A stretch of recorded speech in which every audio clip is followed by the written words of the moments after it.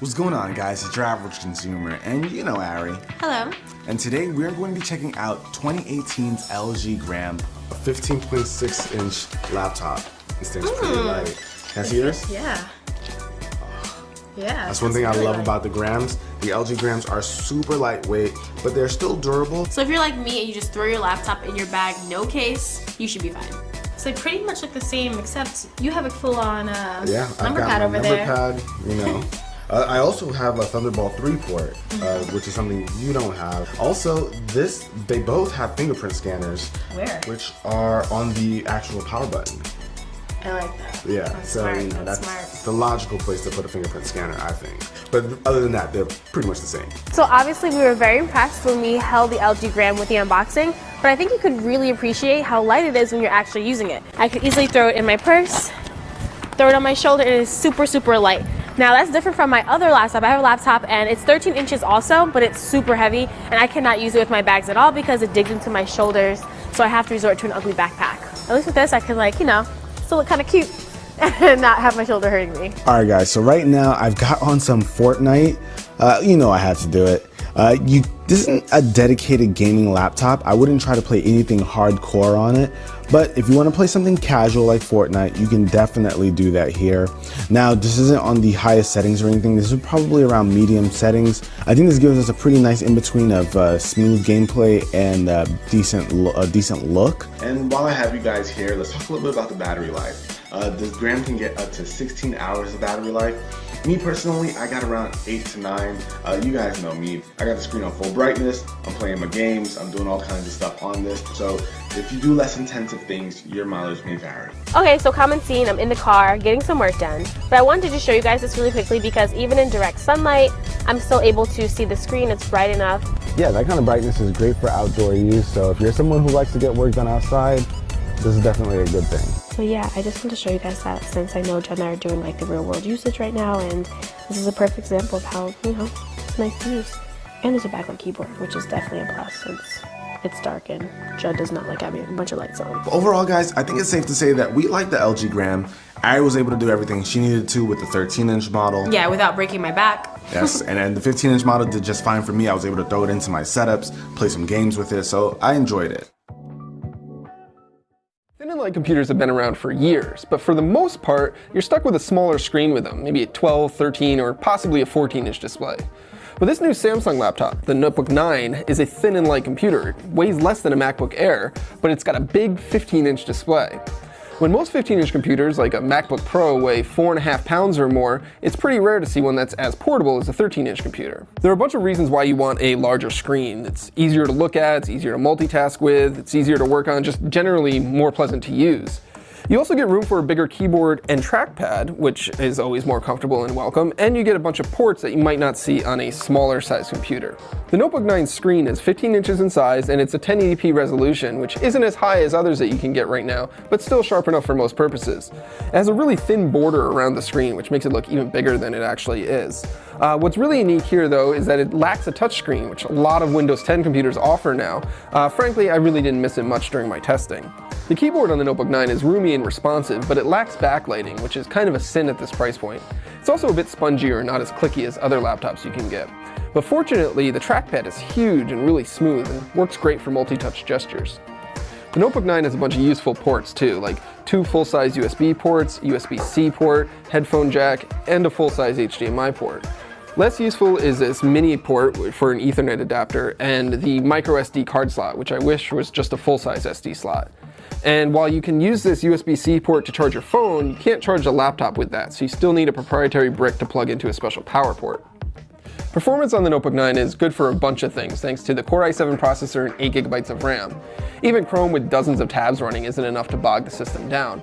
Battery life, on the other hand, is merely acceptable. Samsung says you can get up to 12 hours of battery life with it, but in real-world use, I get closer to 6 or 7. Not everything is great with the Notebook 9. The design is a bit boring looking, it looks a lot like a MacBook Air from 6 years ago, and the build quality isn't quite as good as other computers. The display hinge is really loose, and it feels a bit hollow in your hands. Now the other downside here is that while it's great to have a big screen and keyboard, a 15-inch computer isn't always great for travel, because it doesn't fit on a tray table and is a little bit clumsier to use on your lap. But what the Notebook 9 does do is change your perception of what you can get from a thin and light computer. No longer are you stuck with a small screen. It's not the best computer in any metric, but it has a good value for its price, and it does most tasks really well without any major compromises because of its design. If you've been craving a lighter computer but are tired of squinting at smaller screens, the Notebook 9 is definitely worth a look. Check, check. This is Dan from The Verge talking about laptops, which is not as sharp as some of... Yeah, let's try that again. So you still need to plug into a power brick with the proprietary... Blah. I'm just getting lost in myself.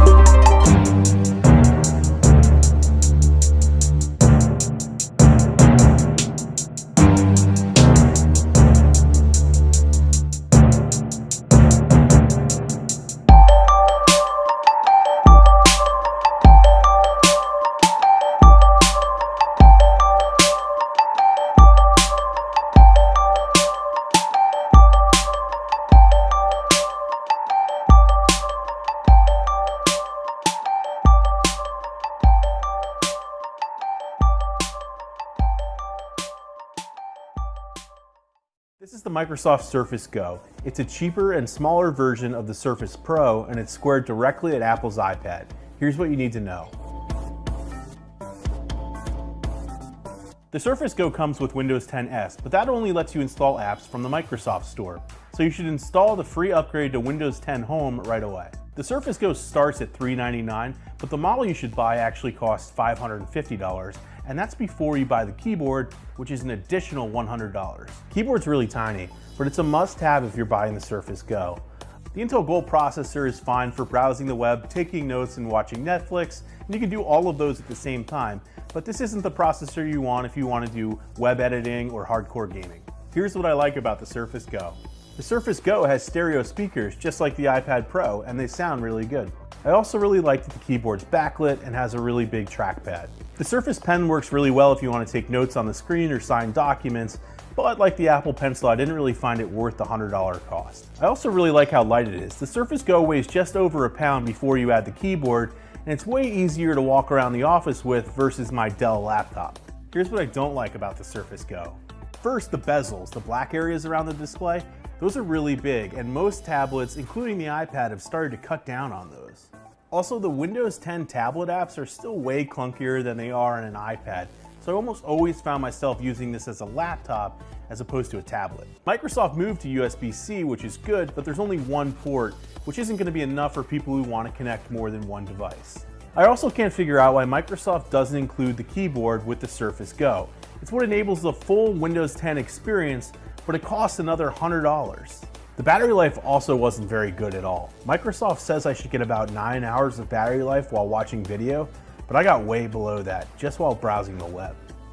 So should you buy the Surface Go? On one hand, I really love the portability and I love Windows 10. On the other hand, it's hard to justify the cost. If you buy the Surface Go, you should skip the underpowered $399 model and get the one I tested with twice the storage and twice the RAM.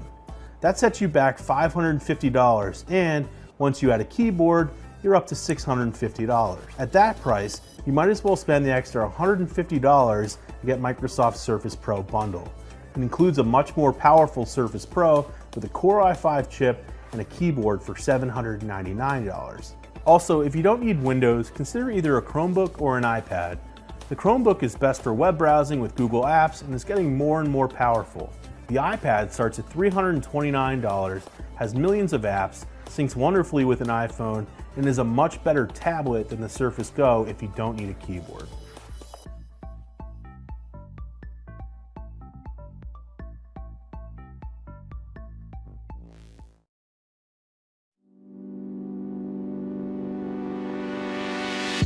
It comes with an Intel i9 processor, NVIDIA RTX 2060 GPU, a 4K OLED touchscreen display, and Wi-Fi 6 connectivity. They call it the laptop of tomorrow. What's up everybody, Zaki here from Geek Culture, and this is the Geek's Guide to the Asus Zenbook Pro Duo. The Asus Zenbook Pro Duo packs in a lot of features, including an additional multi-touch display, also known as the ScreenPad Plus, designed to give you better workflow and productivity.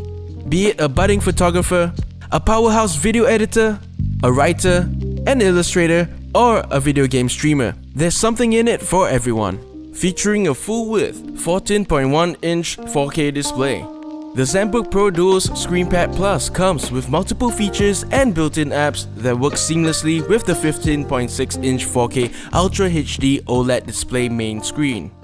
Though new, this second screen might just be the mainstay of Asus's future offerings. So let's dive in and explore all the cool things you can do with the Asus Zenbook Pro Duo and the ScreenPad Plus. The Organizer app taps on the ScreenPad Plus's extra real estate. You can arrange up to 3 blocks of apps by simply dragging them onto the ScreenPad Plus. It will then resize these windows and snap them into place for your convenience.